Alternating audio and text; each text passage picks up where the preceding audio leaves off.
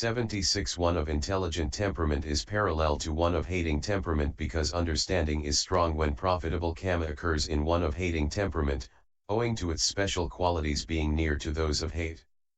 4. In an unprofitable way, hate is disaffected and does not hold to its object, and so, in a profitable way, is understanding. Hate seeks out only unreal faults, while understanding seeks out only real faults. And hate occurs in the mode of condemning living beings, while understanding occurs in the mode of condemning formations. 77 One of speculative temperament is parallel to one of deluded temperament because obstructive applied thoughts arise often in one of deluded temperament who is striving to arouse unerrous and profitable states, owing to their special qualities being near to those of delusion. For just as delusion is restless owing to perplexity, so are applied thoughts that are due to thinking over various aspects. And just as delusion vacillates owing to superficiality, so do applied thoughts that are due to facile conjecturing.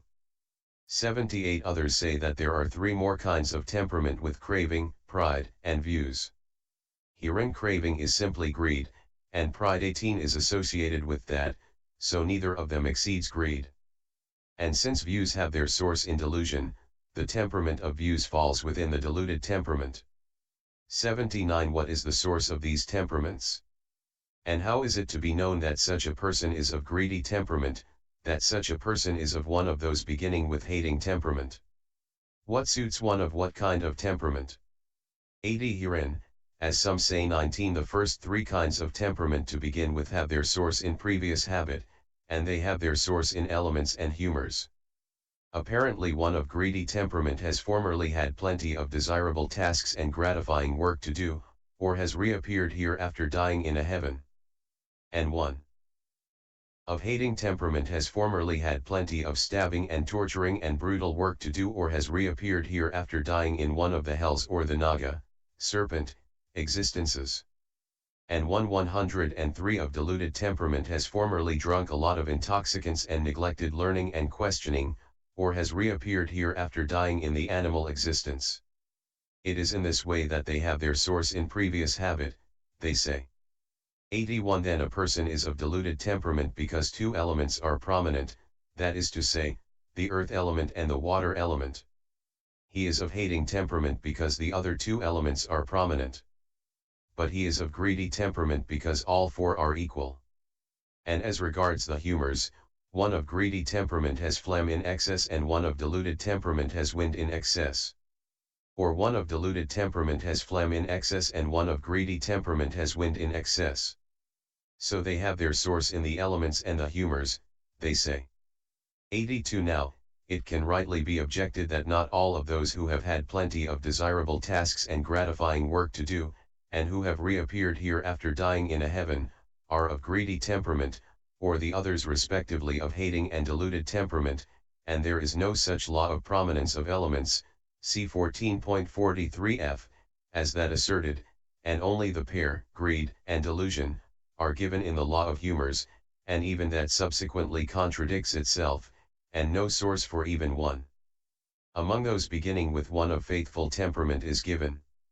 Consequently this definition is indecisive. 83 The following is the exposition according to the opinion of the teachers of the commentaries, or this is said in the explanation of prominence, the fact that these beings have prominence of greed, prominence of hate, prominence of delusion, is governed by previous root cause. For when in one man, at the moment of his accumulating rebirth producing karma, greed is strong and non-greed is weak, non-hate and non-delusion are strong and hate and delusion are weak, then his weak non-greed is unable to prevail over his greed, but his non-hate and non-delusion being strong are able to prevail over his hate and delusion. That is why, on being reborn through rebirth linking given by that karma, he has greed, is good-natured and unangry, and possesses understanding with knowledge like a lightning flash. 84 When, at the moment of another's accumulating karma, greed and hate are strong and non-greed and non-hate weak, and non-delusion is strong and delusion weak, then in the way already stated he has both greed and hate but possesses understanding with knowledge like a lightning flash, like the elder Datta Abhya. When, at the moment of his accumulating kama, greed, non-hate, and delusion are strong and the others are weak, then in the way already stated he both has greed and is dull but is good-tempered 20 and unangry, like the elder Bahula. Likewise when, at the moment of his accumulating kama, the three, namely, greed, hate and delusion are strong and non-greed, etc., are weak, then in the way already stated he has both greed and hate and is deluded. 104. 85 when, at the moment of his accumulating kama, non-greed, hate and delusion are strong and the others are weak, then in the way already stated he has little defilement and is unshakable even on seeing a heavenly object, but he has hate and is slow in understanding. When, at the moment of his accumulating kama, non-greed, non-hate and non-delusion are strong and the rest weak, then in the way already stated he has no greed and no hate, and is good-tempered but slow in understanding. Likewise when, at the moment of his accumulating kama, non-greed, hate and non-delusion are strong and the rest weak, then in the way already stated he both has no greed and possesses understanding but has hate and is irascible. Likewise when, at the moment of his accumulating kama, the three, that is, non-hate, non-greed, and non-delusion, are strong and greed, etc., are weak, then in the way already stated he has no greed and no hate and possesses understanding, like the elder Mahasayagarakita. 86 One who, as it is said here, has greed is one of greedy temperament, one who has hate and one who is dull are respectively of hating temperament and deluded temperament. One who possesses understanding is one of intelligent temperament. One who has no greed and one who has no hate are of faithful temperament because they are naturally trustful. Or just as one who is reborn through kama accompanied by non-delusion is of intelligent temperament, so one who is reborn through kama accompanied by strong faith is of faithful temperament, one who is reborn through kama accompanied by thoughts of sense desire is of speculative temperament, and one who is reborn through kama accompanied by mixed greed, etc., is of mixed temperament. So it is the kama productive of rebirth linking and accompanied by someone among the things beginning with greed that should be understood as the source of the temperaments. 87 But it was asked, and how is it to be known that this person is of greedy temperament? 79, and so on. This is explained as follows: by the posture, by the action, by eating, seeing, and so on, by the kind of states occurring, may temperament be recognized. 88 Herein, by the posture, when one of greedy temperament is walking in his usual manner, he walks carefully, puts his foot down slowly, puts it down evenly, lifts it up evenly, and his step is springy. 21. One of hating temperament walks as though he were digging with the points of his feet, puts his foot down quickly, lifts it up quickly, and his step is dragged along. One of deluded temperament walks with a perplexed gait, puts his foot down hesitantly, lifts it up hesitantly. 105 And his step is pressed down suddenly.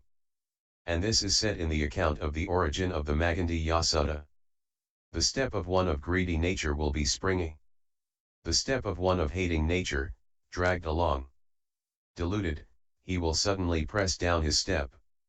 And one without defilement has a step like this. 22. 89 The stance of one of greedy temperament is confident and graceful. That of one of hating temperament is rigid.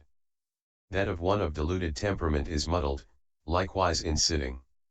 And one of greedy temperament spreads his bed unhurriedly, lies down slowly, composing his limbs, and he sleeps in a confident manner.